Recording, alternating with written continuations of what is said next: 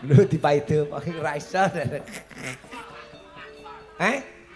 Oh grup Ansor. Oh iya. Sak karepmu isih kelingan gitu nggih? Asik. Oke. Aja malah sing nabuh lali. Ya ora ya.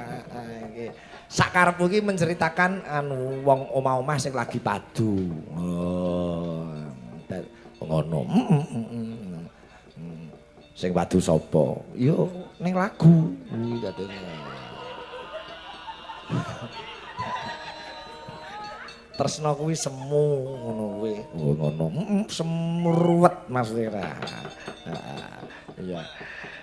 Sing nembang Mbak Niken Salindri. Nggih, konco-konco Cakraningrat Fans Club yang berada di Nusantara bahkan luar negeri. Wah iya, konco-konco Sige Channel sing do nyimak YouTube Sige Channel ben do ngerti nek Mbak Niken ya iso nembang sak karepmu. Ah iya. Coba kaya ngapa, Cok? Dados.